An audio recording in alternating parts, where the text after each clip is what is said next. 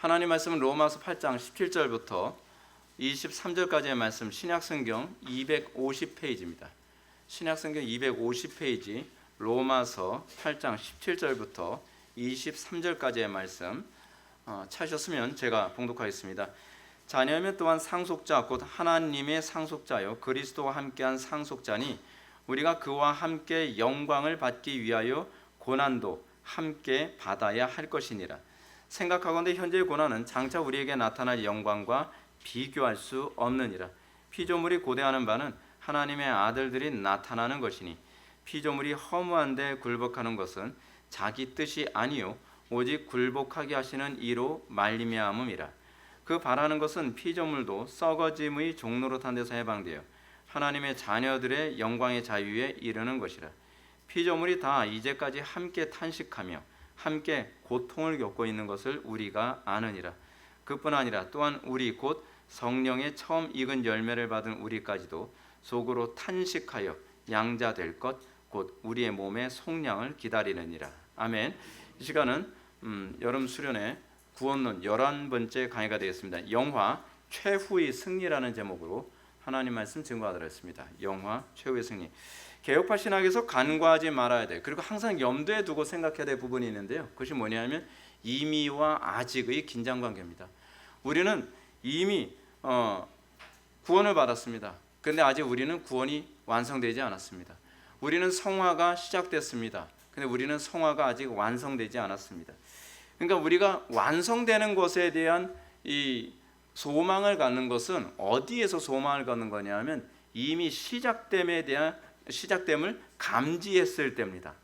나에게서 구원이 시작됐다는 것을 감지했을 때에 구원의 완성을 감지하게 되는 것이죠. 그렇지 않습니까? 예를 들어서 여러분들 예수를 믿고 난 다음에 나의 못된 성품이 하나씩 바뀌기 시작합니다. 그럼 우리는 거기서 뭘 느끼게 됩니까? 내 성품이 더 바뀔 수 있겠구나라고 하는 그런 기대감을 갖게 되지 않습니까? 마치 학생들이 이런 학생들이 있습니다. 뭘 해도 공부를 도무지 못하는데 어느 날 좋은 선생님을 만났습니다. 그래서 좋은 선생님을 만나가지고서 안 될 줄 알았는데 성적이 오르기 시작하는 거예요. 성적이 1.1점 오르기 시작합니다. 그랬을 때 이 학생이 어떤 마음을 갖게 됩니까? 100점이라는 것에 대한 소망을 갖게 되지 않습니까? 우리가 예수를 믿는다는 게 그겁니다. 우리는 예수를 믿기 전에 나는 아무래도 나는 이거 안 고쳐져. 나는 아무래도 나는 변할 수 없을 거야. 나는 아무래도 나는 태생상, 기질상, 환경상 어쩔 수가 없어 라고 생각했다고 한다면 우리가 예수를 믿고 난 다음에 불가능할 것 같았던 나의 삶의 변화가 기적적으로 나타나기 시작을 하는 겁니다. 도무지 나에게 어떤 새로운 본성과 새로운 성품이 나타나면서 나에게 새로운 인생이 시작되어집니다. 그래서 우리는 이렇게 생각하는 거죠. 나에게 진정한 변화가 시작되는구나. 그럼 나는 변화의 완성을 기대할 수 있구나 라고 그렇게 되는 것 아니겠습니까? 제가 여러분한테 이제 그런 얘기를 좀 한 적이 있었는데 제가 타고난 성격 자체가 좀 이제 원래 차가운 성격입니다. 제가 차가운 성격으로 제가 여러분한테 그런 말씀 드렸잖아요. 저는 젖을 제가 뗐다고요. 그 말이 좀 웃기죠. 예.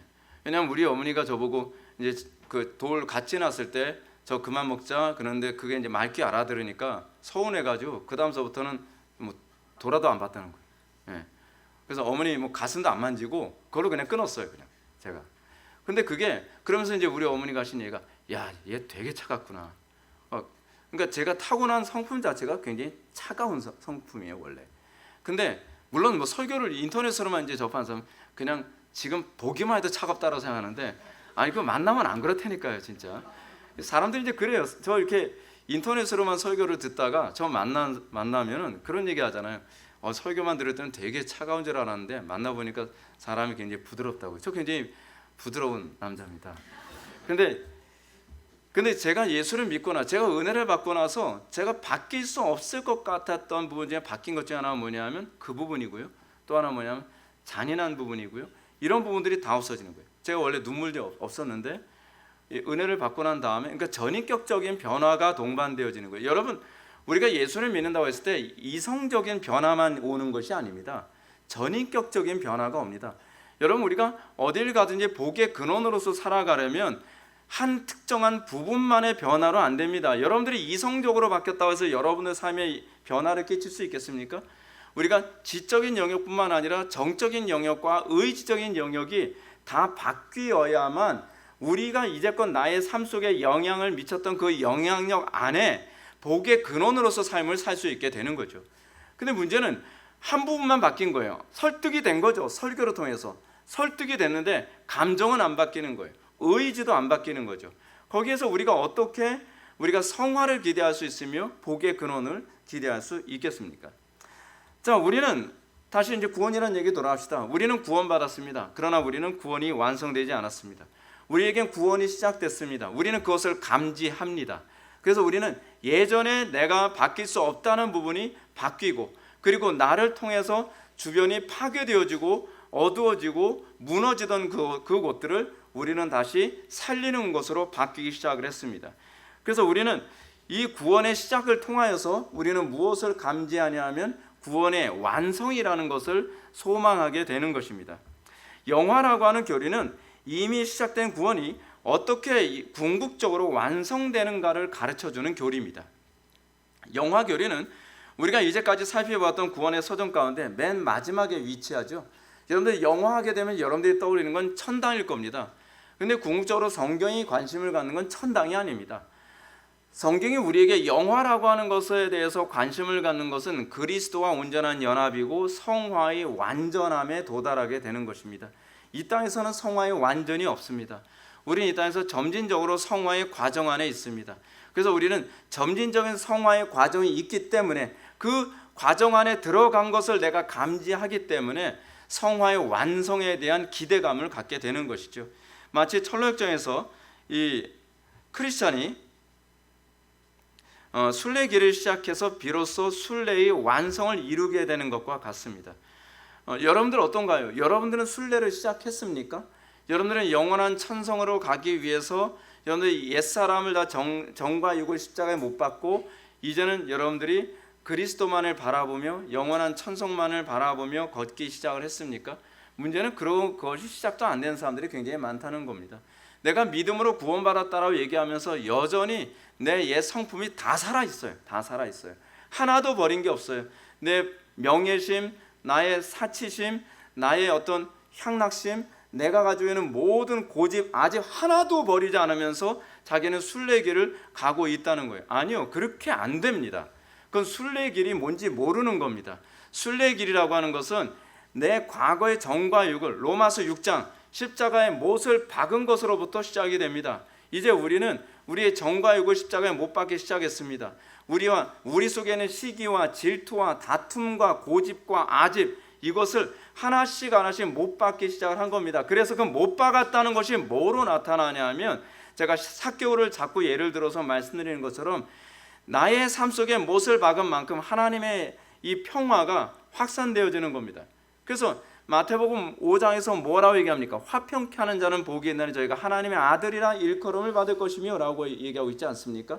그 샬롬이 점점 확장되어짐으로써 내 속에 예전에는 없던 그 모습이 나에게 나오고, 그 나를 통해서 샬롬이 확장됨을 통해서 내 속에 하나님의 영광이 임하기 시작했구나 라고 하는 것을 구체적으로 객관적으로 감지할 수 있게 되는 것입니다. 자, 우리는 이 변화를 어떻게 시작을 하게 됩니까? 말씀으로 시작합니다. 우리는 말씀을 통해 소명을 받습니다. 그리고 하나님은 택한 성도들에게 은혜를 주시기 위해 말씀을 사용하시고요. 흥미로운 점은 구원의 서정과 구원의 궁극적 목적이 바로 이 성화에 초점이 맞춰져 있다는 거죠. 자, 로마서 8장 29절부터 30절 말씀을 다시 한번 보실까요? 이렇게 기록되어 있습니다. 하나님이 미리 아신 자들을 또한 그 아들의 형상을 본받게 하기 위하여 미리 정하셨으니 이는 그로 많은 형제 중에 맏아들이 되게 하려 하심이니라. 또 미리 정하신 그들을 또한 부르시고 부르신 그들을 또한 의롭다 하시고 의롭다 하신 그들을 또한 영화롭게 하셨느니라. 바울은 구원이 뭐라고 얘기하고 있냐면, 먼저 구원이 어떤 사람에게 주어지는가에 관해서 이렇게 얘기합니다. 미리 아신, 하나님이 미리 아신 자들에게 주어진다고 얘기하고 있습니다. 그런데 우리는 또 여기서 또 고민하는 거죠. 고민할 필요도 없는데 미리 아신 자가 누굽니까? 그건 모르죠. 구원을 받았을 때 우리가 비로소 알게 되는 거죠. 그랬을 때 비로소 내가 택함 받은 사람이구나 아니구나라고 하는 것을 그때 알게 되는 것 아닙니까? 그렇기 때문에 우리는 일단 가능성이라는 차원에서는 모든 사람들이 택한 백성일 것이라고 생각하고 우리는 때를 얻든지 못 얻든지 복음을 증거하며 그 복음에 반응할 때에 그 말씀에 반응할 때에 그가 택함 받은 사람이겠구나라고 우리는 추론해낼 수 있게 되는 것입니다. 그리고 그 후에 바울은 또 이렇게 얘기합니다. 근데 먼저 이 부분 얘기합시다. 미리 아신 자들이라고 하는 얘기는 엄밀한 의미에서 누구는 구원하고 누구는 구원하지 않고에 관한 개념보다는 구원이 하나님의 주권이라는 점을 우리들에게 얘기하고자 하는 것입니다. 구원이 내 힘으로 되는 것이 아니라 하나님의 은혜로 되는 것이라는 것을 우리들에게 말씀해 주고 계시는 거예요. 그리고 우리 바울이 하는 말이 무엇입니까? 구원의 목적이 뭐냐는 겁니다. 구원의 목적이 뭡니까? 여러분, 천당 가는 겁니까? 그러니까 이게 뿌리 뽑히지 않으면 안 바뀝니다. 이게 뿌리 뽑히지 않으면 구원은 천당이 아니라 그 아들의 형상을 본받게 하기 위하여 미리 정하셨다는 겁니다. 미리 정하신 게 뭐예요? 그의 아들의 형상을 본받기 위해 정하신 겁니다. 그러니까 우리가 아들의 형상을 본받음이 없이, 여러분 예수님께서 뭐라고 얘기합니까? 윤리도덕 잘 지키고 율법 잘 지키는 바리새인들을 만났는데 예수님께서 뭐라고 얘기합니까?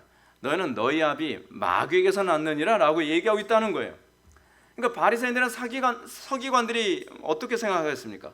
아니 뭔 소리 하는 거야?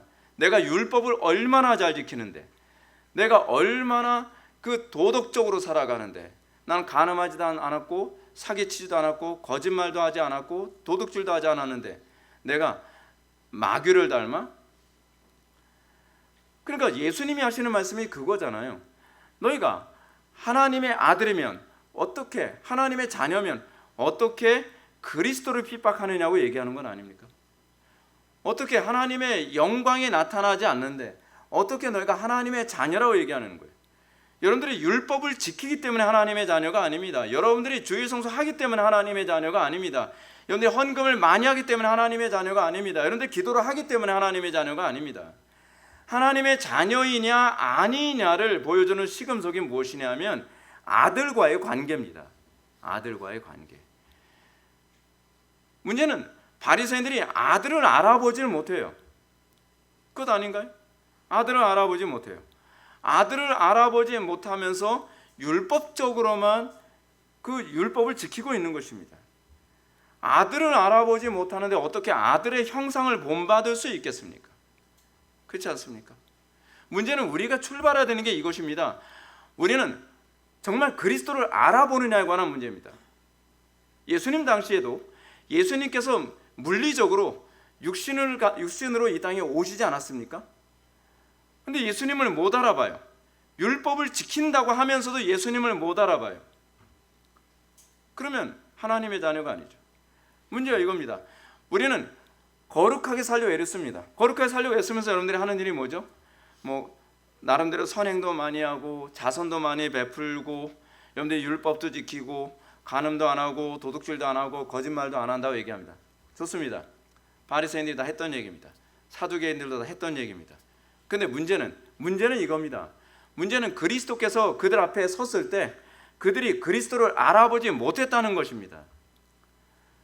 우리가 나름대로 선행을 많이 하고 우리 나름대로 율법 잘 지키고 우리가 나름대로 하나님 말씀대로 산다고 하는데 문제는 내가 그리스도를 알아보느냐에 관한 문제입니다. 그리스도를 알아보지 못할 경우에 나타나는 현상이 뭐냐면 하나님의 말씀대로 산다고 하는데 뭔가 자꾸 삐그덕거리는 거예요. 하나님 말씀대로 산다고 하는데 뭔가 선한 열매가 나오지 않고 자꾸 뭐가 문제가 자꾸 발생하는 거예요. 근데 문제는 그들은 자기네들이 맹인인지를 알지 못해요. 그래서 예수님께서 그러시는 거죠. 너희들이 본다 하니 맹인이로다. 우리가 보고 있다고 자부합니까? 우리가 그리스도를 안다고 자부할 수 있습니까? 우리 자신은 다 예수를 잘 믿는 것 같죠. 우리는 신학적인 지식도 있고요. 우리는 성경적인 지식도 있고 나름대로 아는 것도 많이 있습니다. 근데 문제는 그리스도를 아는 향기가 나오지 않으면 어떻게 하자는 겁니까? 그리스도를 아는 그 향기가 나와야 되는 거잖아요. 지식의 문제가 아니라 관계의 문제죠. 하나님과의 관계 문제. 구원은 그의 아들의 형상을 본받게 하기 위해서 주어진 것입니다. 이것이 구원의 궁극적 목적입니다. 조나단 에드워즈의 천지창조의 목적에서 언급한 것처럼 구원은 궁극적 목적인 하나님의 아들의 형상을 본받기 위한 것이고요. 그리고 종속적 목적은 그걸 위해서 우리를 구원하신 겁니다. 구원은 기능이에요. 우리로 하여금 아들을 본받도록 하기 위해서 우리를 구원하신 겁니다. 그래서 어떻게 해요? 아들이 보이기 시작하는 겁니다. 세리와 창기들은 예수가 메시아 되심을 알았습니다. 근데 바리새인들이나 사두개인들은 예수님이 메시아 되심이 보이지 않는 겁니다. 문제는 여러분들에게 메시아 되심이 뭐로 보이기 시작하냐는 거예요. 아직까지도 여러분들의 지혜와 지식과 혈기와 여러분들의 수단과 방법이, 돈이, 명예, 권력이, 그것이 여러분들의 메시아로 보입니까? 하나님의 말씀이 이거다 하게 되면 여러분들은 하나님의 말씀 앞에 온전히 우리의 정과 육을 못 받게 되어집니까? 이것이 바로 그리스도를 알아본 사람들에게만 나타나는 것이죠. 그리스도를 알아보지 못하는 사람은 위기 때에는 말씀대로 살지 않습니다. 꼭 위기 때는 딴짓합니다. 그러니까 좀 손해봐도 견딜만 하는 정도까지는 말씀대로 사는 것처럼 하는데, 하나님 말씀대로 살면서 내가 완전히 망하게 되고 하나님의 말씀대로 살면서 내가 모든 것을 다 잃게 되는 그 순간에는 하나님의 말씀대로 사는 쪽을 선택하지 않죠. 그것이 십자가에 못 박지 않았다는 얘기입니다. 십자가에 못 박았다는 건 죽었다는 얘기지 기절했다는 얘기가 아닙니다. 우리는 기절하는 정도까지는 순종하는 것 같습니다. 푸른 뿔 앞에까지는 간다는 얘기예요. 거의 화상 입을 정도까지는 가죠. 그렇죠? 근데 들어가라고 했을 때 들어가냔 말이에요.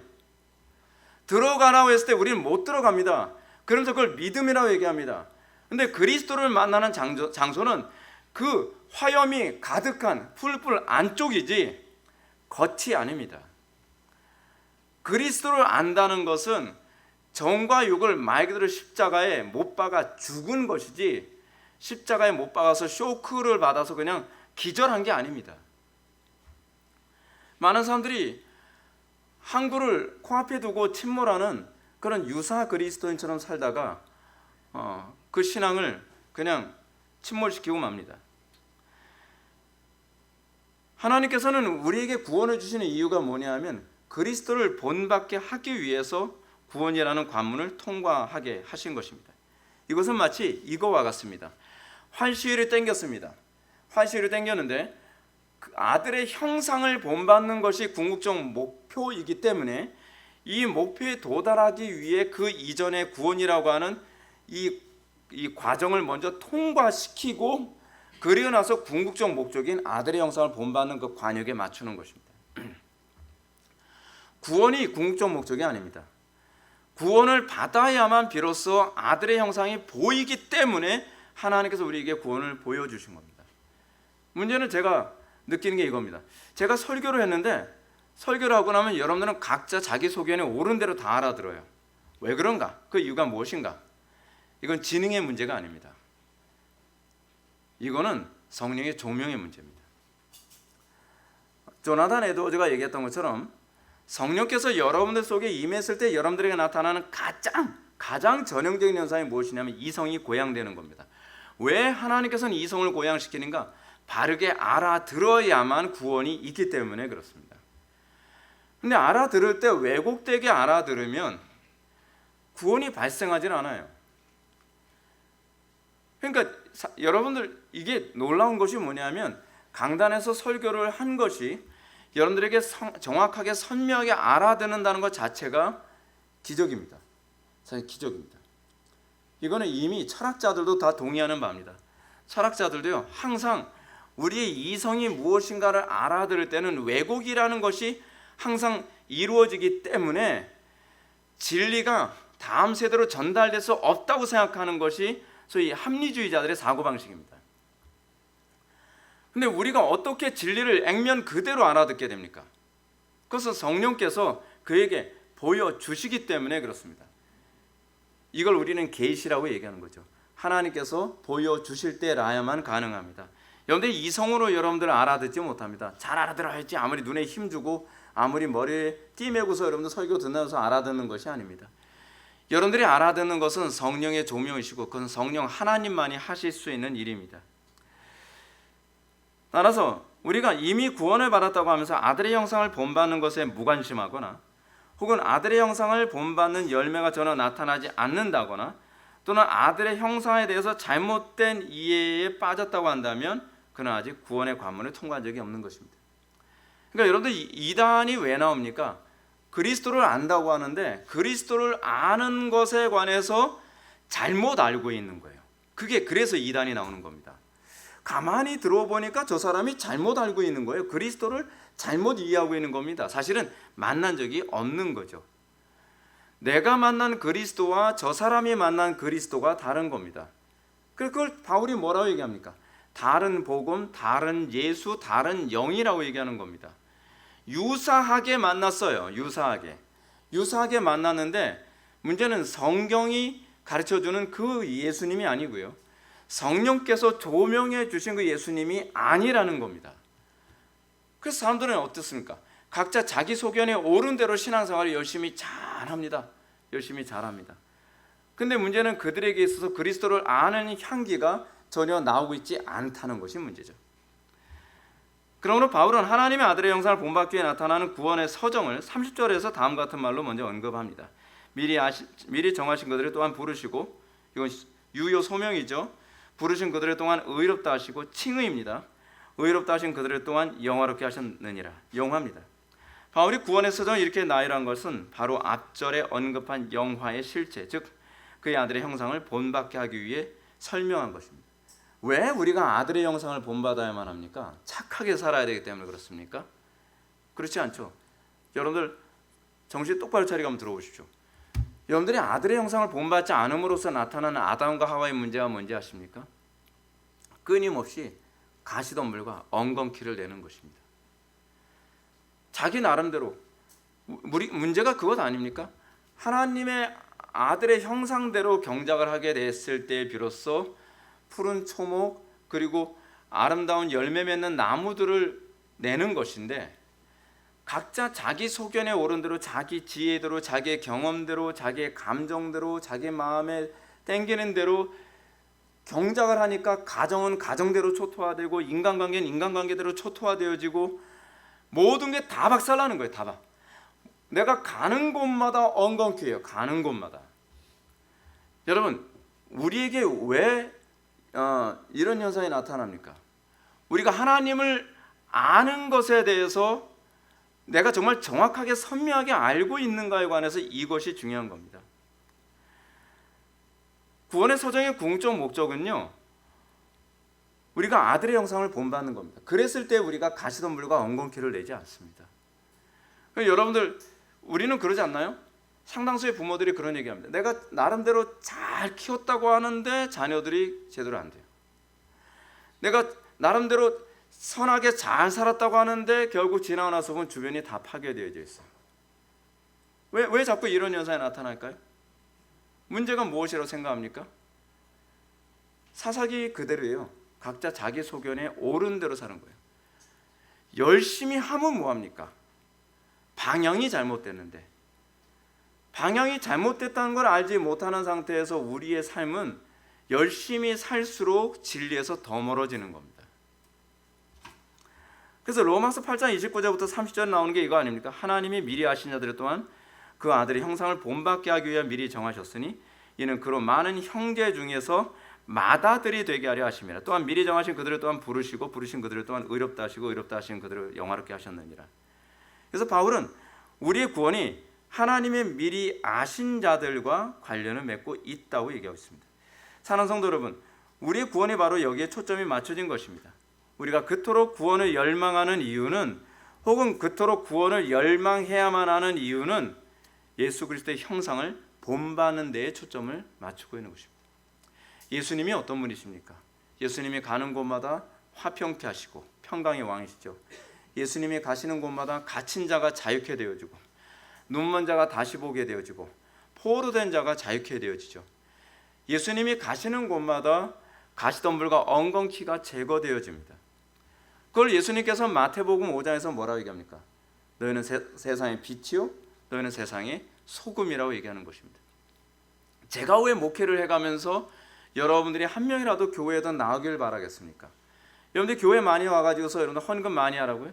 저는요 솔직히 말씀드려서 사람들 많으면 피곤합니다. 그렇지 않나요? 여러분들 자녀 키우면서 그런 얘기 하잖아요. 자녀 많으면 바람잘 날 없다고요. 교인 많으면 바람잘 날 없습니다. 근데 그럼에도 불구하고 어떻게 하든지 사람들이 더 많이 올 수 있도록 전도하는 이유가 무엇이냐면 한 명 한 명이 복음을 통해서 변화돼야 이 세상이 가시덤불과 엉겅퀴가 사라지기 때문에 그렇습니다. 우리가 예수를 믿는 이유는 가시덤불과 엉겅퀴로 가득한 이 세상에 이 땅에 하나님의 영광을 통해서 에덴이 되게 만들도록 우리가 부름 받은 겁니다. 근데 우리가 에덴의 영광을 이루도록 부름 받은 존재로서 에덴의 영광을 이루는 것이 아니라 아니 예수 믿는 사람들이 가는 곳마다 오히려 더 가시덤불과 엉겅퀴를 내면 도대체 교회가 왜 존재해야 되는 거예요? 저는 개인적으로 교회를 크게 해가면서 더 많은 사람들을 긁고 모아가지고 더 악한 사람 만드는 그런 교회를 보면은 저게 왜 존재해야 될까라는 생각이 듭니다. 교회가 존재해야 되는 이유는 그 가시덤불과 엉겅퀴를 사람들은 치우지 않거든요. 속된 말로요, 그냥 우리가 똥 치우기 위해서 예수 믿는 겁니다. 예수 안 믿고 불법한 방법으로 자기 지혜, 자기 방법으로 쌓아놓은 똥이 온 세상에 천지거든요. 그렇지 않습니까? 그러니까 우리가 예수 믿는 사람들이 뭐 하는 겁니까? 그 똥 치우고 돌아다니는 겁니다.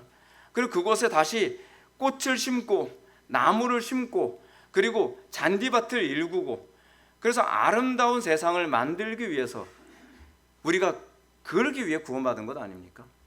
근데 그렇게 하려면 어떻게 해야 돼요?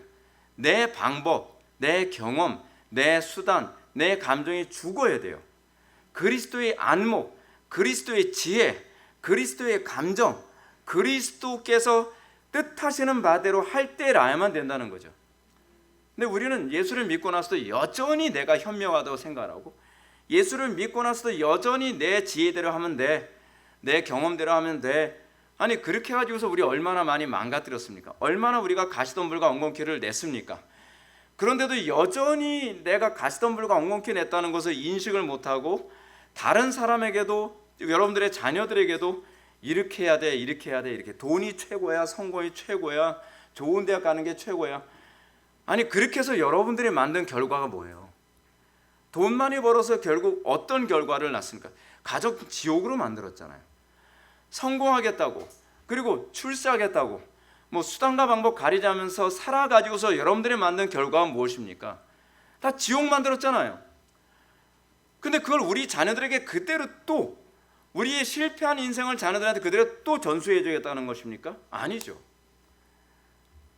우리는 우리의 자녀들이 에덴을 건축하는, 에덴을 건설하는 그런 자녀들이 되기를 바랍니다. 우리처럼 똑같은 삶을 살지 않은 거죠. 그러면서 이 본문에서 말씀하시는 것이 뭡니까? 그리스도 형상을 본받게 하는 것. 여기서 본받아라고 하는 부분이 무엇인가? 그리스도와 연합하는 걸 얘기하는 거죠. 17절 보면 이렇게 얘기합니다. 바울은 자녀이면 또한 상속자 혹 하나님의 상속자요 그리스도와 함께한 상속자니 우리가 그와 함께 영광을 받기 위하여 고난도 함께 받아야 할 것이니라. 자녀라는 말은 여기서 양자를 얘기하는 겁니다. 왜 양자인가? 그리스도와 함께한 상속자가 되게 하기 위해서입니다. 우리가 그리스도를 본받는다는 것은 그리스도 안에 있는 하나님의 형상을 상속받는 겁니다. 그것을 우리는 전가라고 얘기합니다. 우리가 구원을 받았다는 것은 바로 여기에 초점이 맞춰져 있습니다. 우리는 그리스도 안에 있는 의를 전가받아 그리스도와 함께 하나님과 교제할 수 있게 됩니다. 그 교제는 그냥 교제가 아닙니다. 양자의 영을 받았으므로 아빠, 아버지라 부르짖게 되는 교제입니다.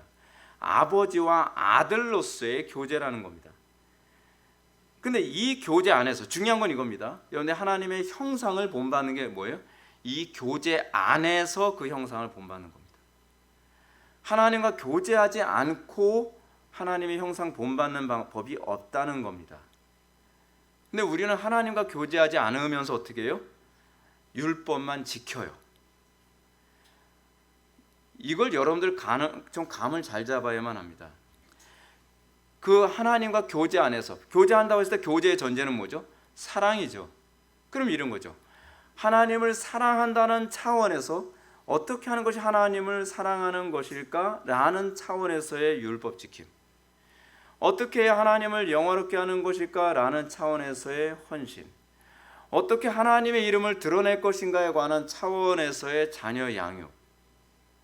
항상 하나님을 사랑하는 것을 전제로 하여 율법을 지킬 때에 그 율법이 이웃을 죽이는 수단이 아니라 이웃을 사랑하는 수단이 된다는 거예요. 근데 문제는 하나님과 교제함이라는 것 없이 율법만 지켜요. 하나님께 대한 사랑 없이 하나님을 기쁘시게 해드리기 위해서가 아니라 결국 율법을 지키는 것도 내 의의를 세워서 나를 기쁘게 하기 위한 수단으로서 율법을 지키게 되면 바리새인이 돼버리는 거죠. 그러니까 율법을 지킨다고 하는데도 뭐 에덴을 이루는 것이 아니라 지옥을 이루면서 돌아다니게 되는 것입니다. 성찬은 이 교제를 잘 말해줍니다. 성찬은 우리가 그리스도와 교제하는 가운데 그의 살과 피로 우리에게 채워주실 것을 상기시켜줍니다. 이전 설교에서도 제가 여러분한테 언급했던 것처럼 제가 하나님의 심판대, 우리가 하나님의 심판대 앞에 섰을 때 하나님께서 뭘 보신다는 겁니까? 여러분들이 얼마나 도덕적이었냐, 여러분들이 얼마나 율법 잘 지키셨냐, 그거 아니라 그랬죠. 예수님이 바리새인들 보고서 너 율법 얼마나 잘 지켰어, 그거 안 보시거든요. 예수님이 보신 것이 뭐냐면 그 속에 사랑이 없다고 얘기하는 거예요. 너희 속에 하나님에 대한 사랑이 없노라 라고 얘기하는 거죠. 주님은 우리의 외형을 보시는 것이 아니라 우리의 마음을 보시는 거죠. 우리의 율법 지킴, 그것이 뭐예요?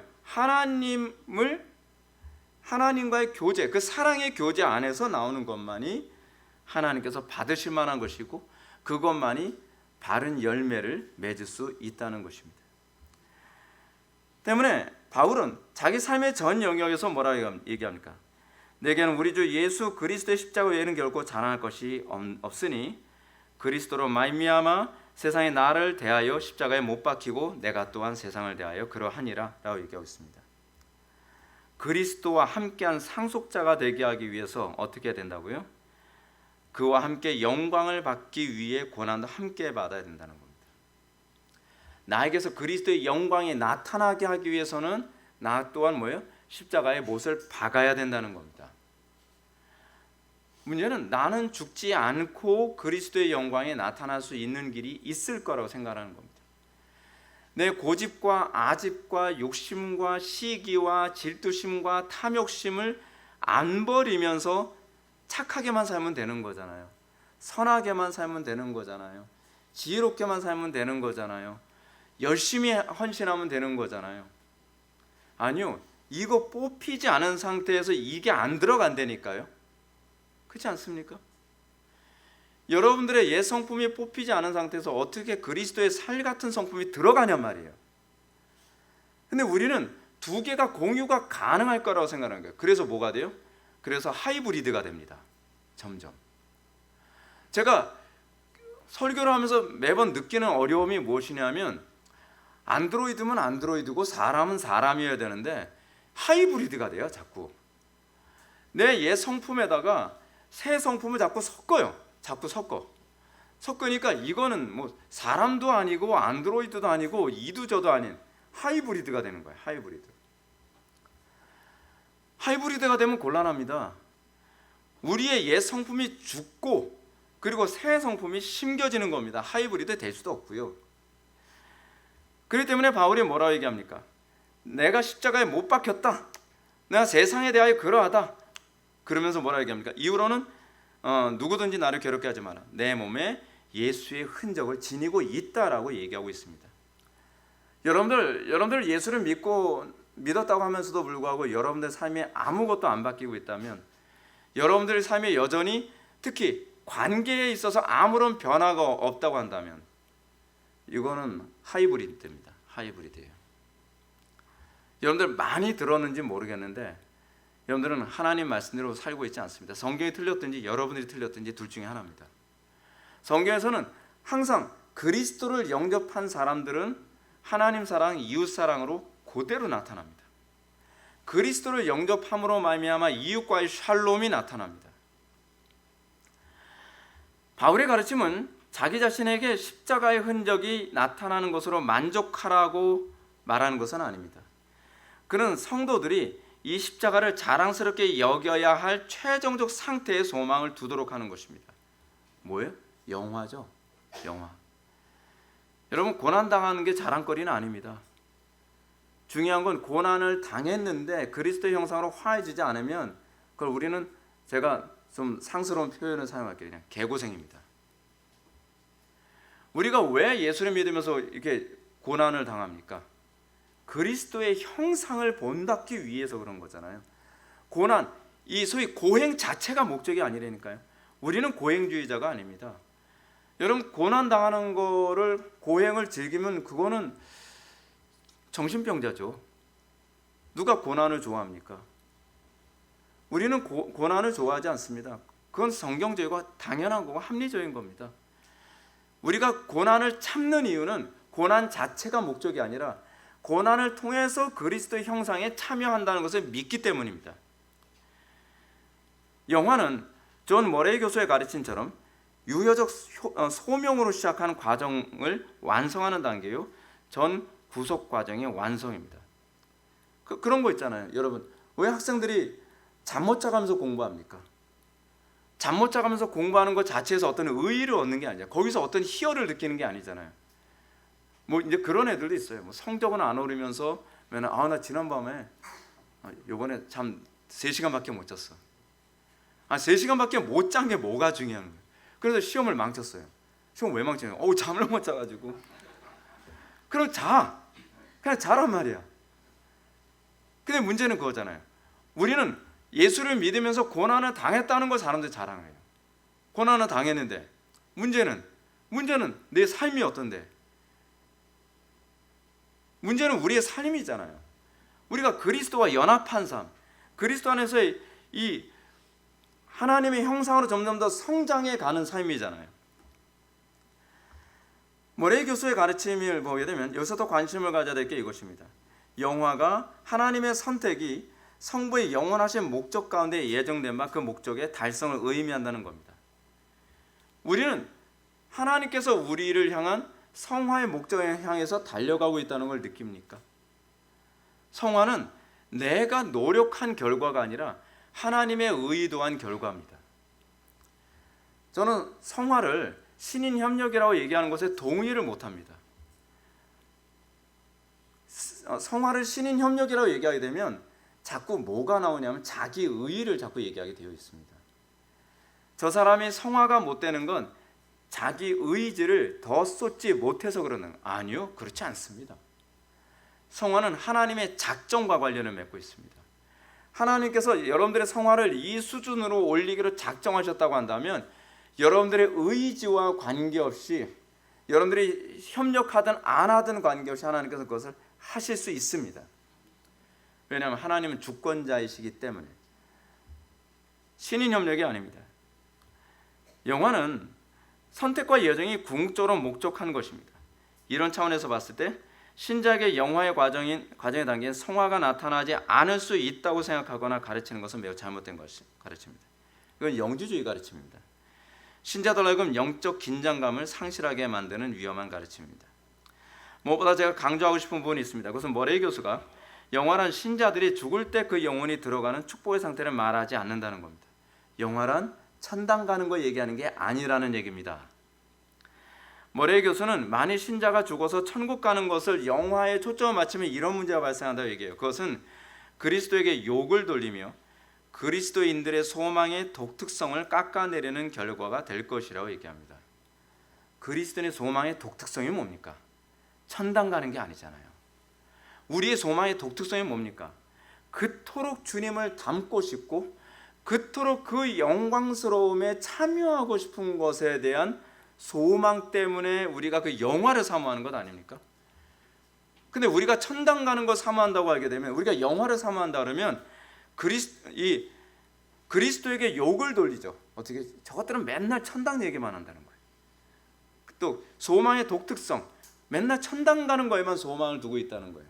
이방 종교가 다 거기에 초점을 맞춰 있잖아요. 근데 영화의 궁극적 목적이 뭐냔 말이에요.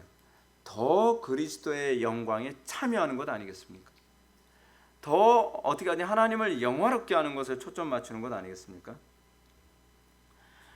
구원의 궁극적 목적은 다만 죄로부터의 구속뿐 아니라 모든 그 죄의 결과로부터의 구속이라는 점을 잊어서는 안 됩니다. 여러분들 이 말이 의미하는 바가 뭐겠습니까? 머레이 교수는 아주 중요한 것을 지적하고 있는 것입니다. 그것은 우리 영화가 궁극적으로 목표로 하는 것은 전인격적으로 그리스도의 형상에 참여한다는 것입니다. 여러분들이 그거에 관심을 가져야만 합니다. 여러분들이 어떻게 하든지 하나님을 영화롭게 하고 이웃의 관계 안에서 그리스도의 형상을 드러내는 데 관심을 가져야만 합니다. 오늘 본문 18절부터 21절 말씀을 한번 보시겠습니다. 생각하건대 현재의 고난은 장차 우리에게 나타난 영광과 비교할 수 없느니라. 피조물이 고대하는 바는 하나님의 아들들이 나타나는 것이니 피조물이 험한데 굴복하는 것은 자기 뜻이 아니요 오직 굴복하게 하시는 이로 말미암음이라.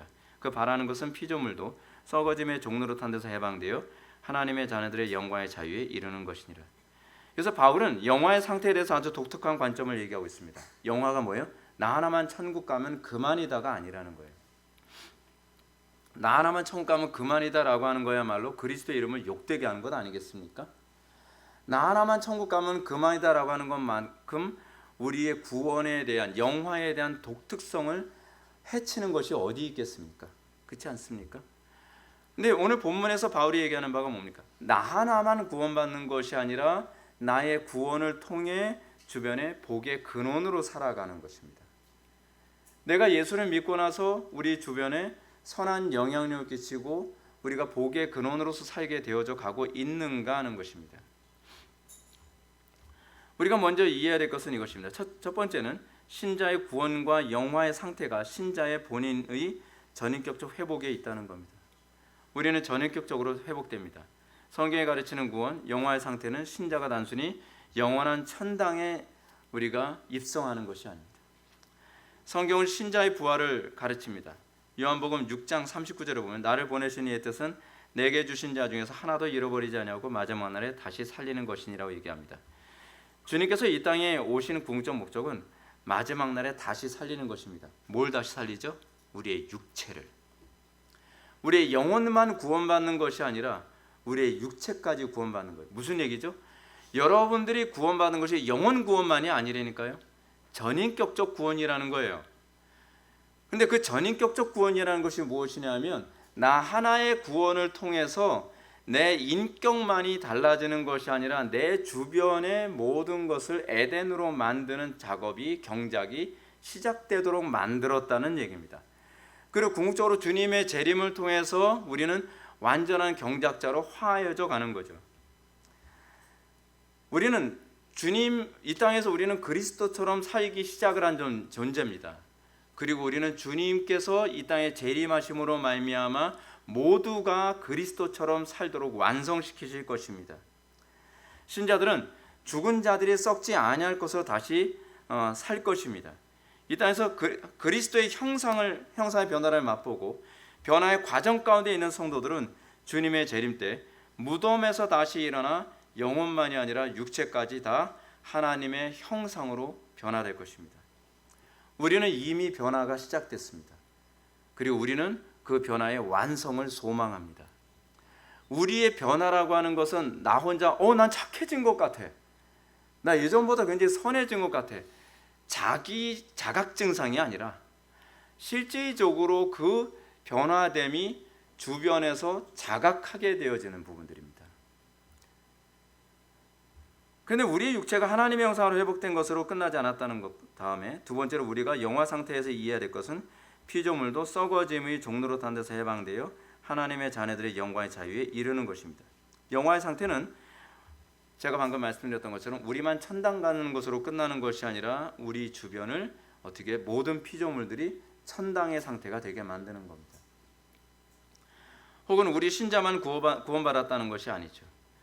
피조물 전체가 썩어짐의 종로로부터 해방되는 것입니다. 바울의 이 가르침은 창세기의 아담과 하와의 타락을 그대로 떠올리게 하죠. 하나님은 아담과 하와를 하나님의 자신의 형상으로 창조하시고 그에게 피조 세계를 하나님의 뜻대로 창조하길 원하신 것이죠. 아담과 하와가 피조 세계를 다스리고 경작하는 행위는 결국 에덴을, 천국을 확산시키는 것을 기대한 것입니다. 기대한 거예요. 그래서 하나님의 형상은 기능하고도 굉장히 직결되어 있습니다. 그러므로 아담과 하와에게 하나님의 형상이 훼손된 상태에서는 피조 세계를 결코 하나님 보시기에 좋도록 다스리고 정복할 수 없게 된 것이죠. 문제는 이겁니다. 여러분들의 삶 속에서 여러분들은 하나님의 안목을 소유하게 됐습니까? 하나님께서 보시기에 좋도록 이 세상을 경작해야 되는 것. 예수를 믿었다는 게 겁니다. 여러분들의 가정을 여러분들의 보기 좋도록 하는 것이 아닙니다. 여러분들이 몸담고 있는 이 교회를 여러분들 보기에 좋도록 경작하는 것이 아닙니다. 이 대한민국을 여러분들이 좋도록 경작하는 것이 아닙니다. 그럼 지옥됩니다. 여러분들이 관심을 가져야 되는 것은 하나님의 안목입니다. 그리스도의 안목입니다. 하나님께서 보시기에 좋도록 경작하는 대리 통치자로서 우리가 부름받았는데 우리는 자꾸 나의 왕국을 만들려고 합니다. 내 마음대로 무엇인가 해보려고 자꾸 애를 쓰고 있습니다. 그러다 보니까 어떤 문제가 발생합니까? 선한 의도를 가지고 정치, 경제, 철학, 예술, 교육, 문명을 발전시키려고 애쓰는데 그렇게 하면 할수록 가정은 가정대로 망가지고 사회는 사회대로 망가지고 교회는 교회대로 망가지고 인간관계는 인간관계대로 다 망가져요. 사람들이 그렇게 하죠.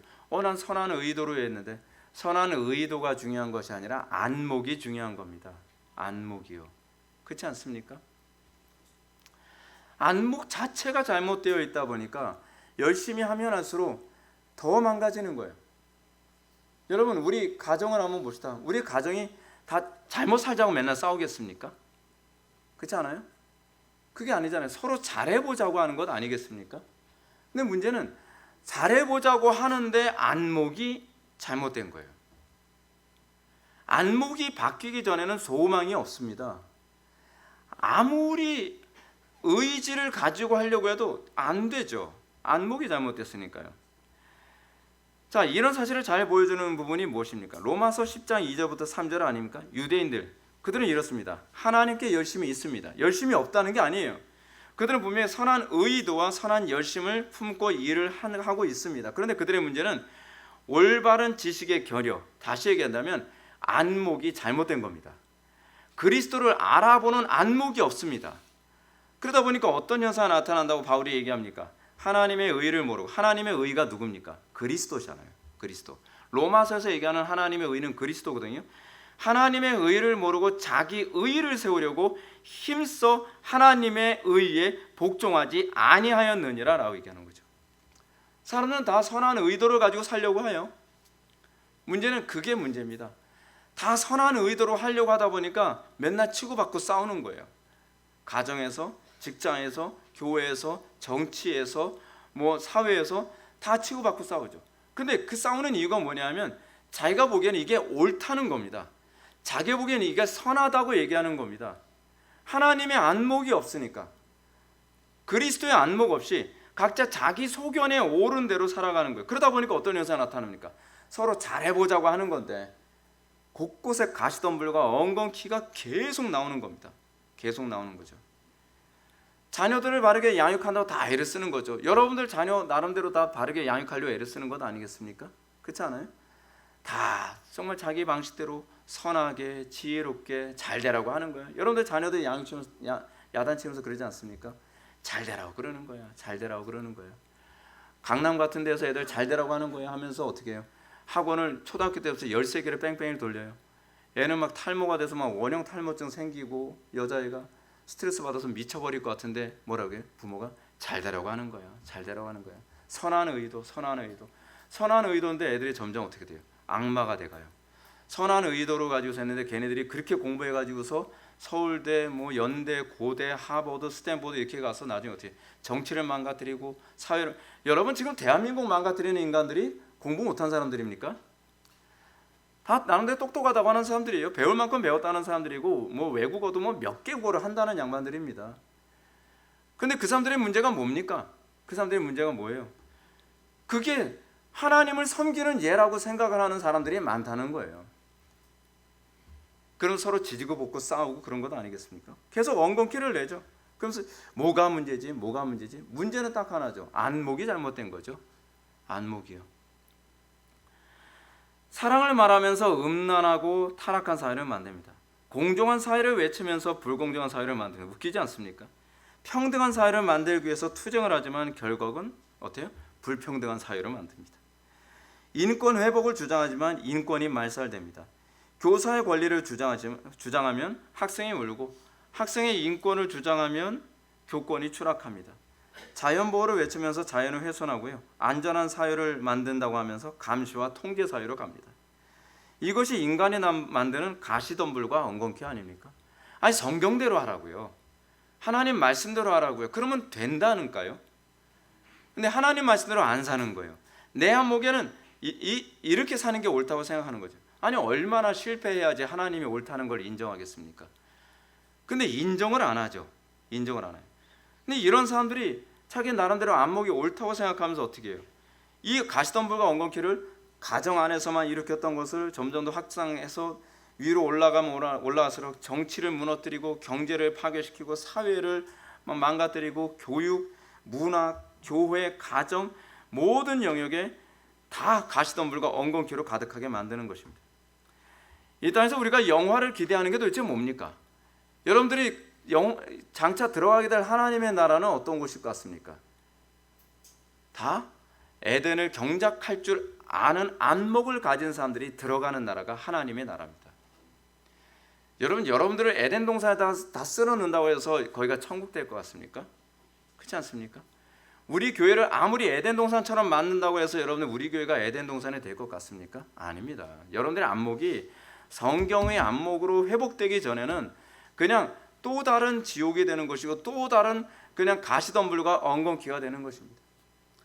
우리 교회도 이제 젊은 청년들 여럿 있는데 젊은 청년들이 서로 결혼해가지고 어떻게 살겠습니까? 나름대로 서로가 행복한 사람, 그리고 서로 잘해보는 가정 만들겠다고 하는데 지지고 볶고 싸우는 일, 가시덤불과 엉겅퀴 왜 나오겠습니까?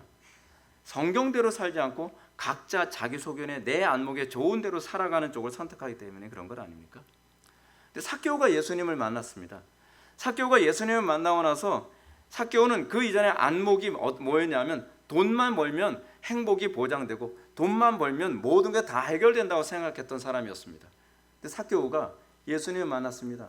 예수님 만났다는 게 뭘 의미합니까? 안목이 바뀌었다는 거죠. 예수님 만나고 나니까 내가 틀렸더라는 겁니다.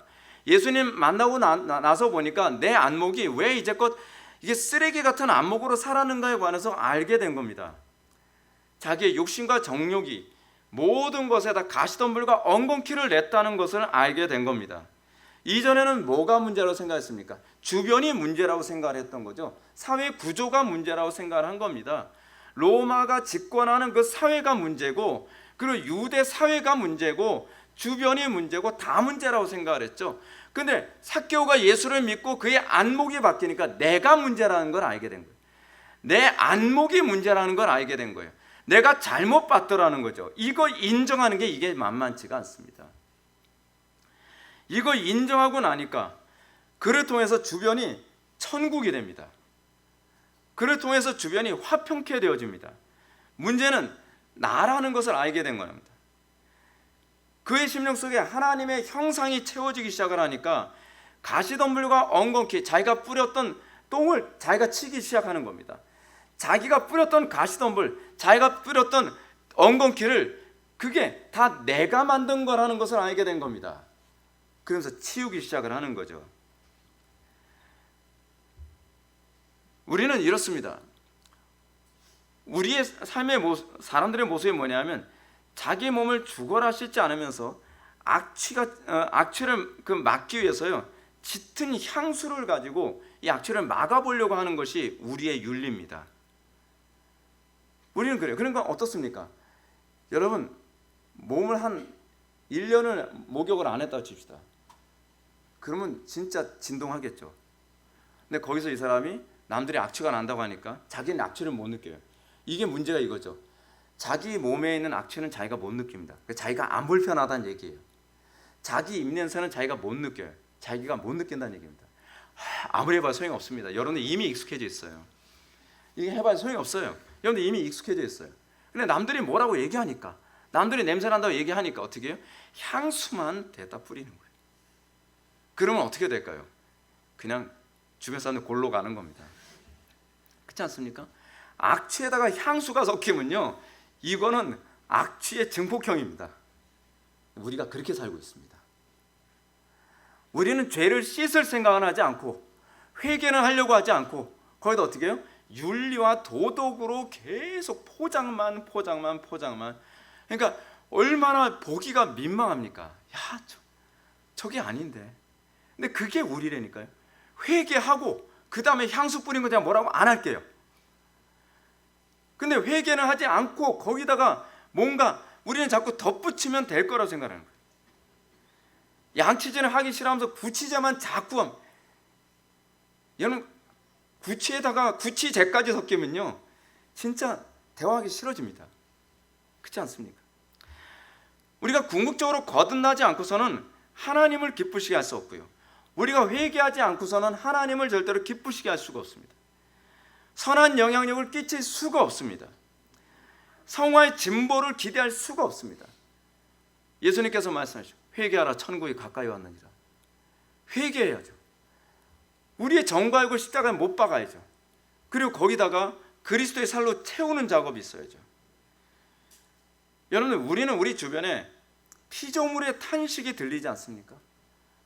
피조물이 죽을 것 같다고 그러는 걸 우리는 느끼지 않습니까?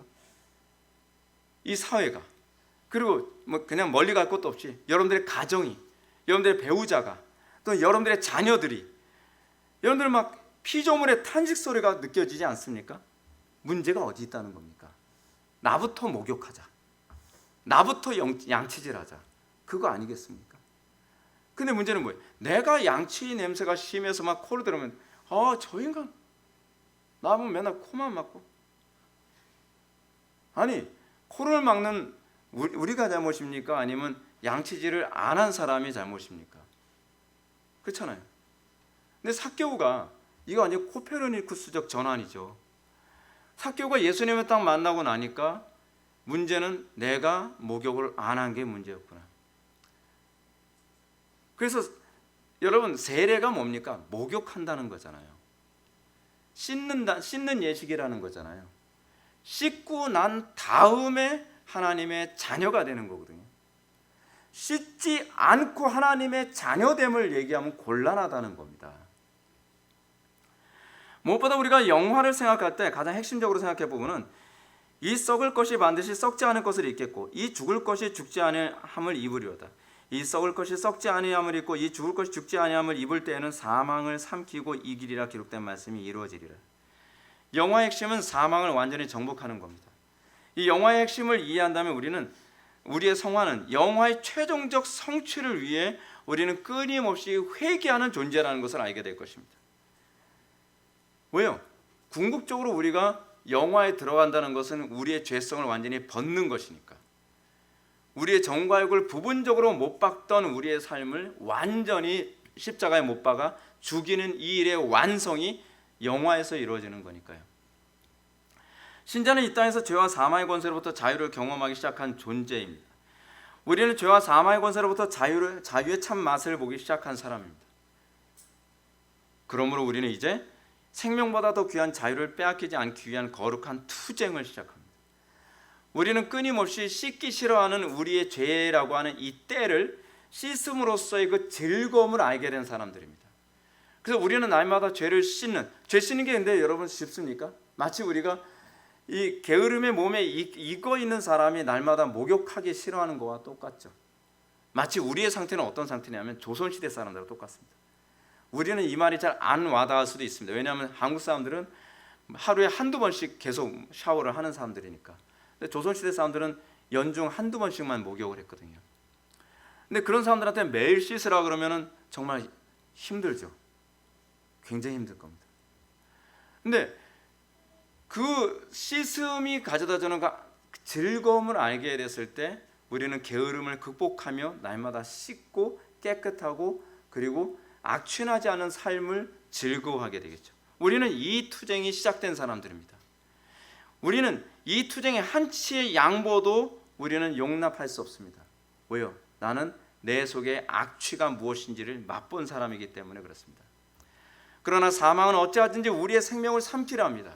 우리를 옛날처럼 씻지 않는 삶으로 돌아가게 만들고 싶어 합니다. 우리는 이 선한 싸움이 시작됐고 우리는 이 선한 싸움의 완성을 향해서 달려가는 존재가 된 것입니다.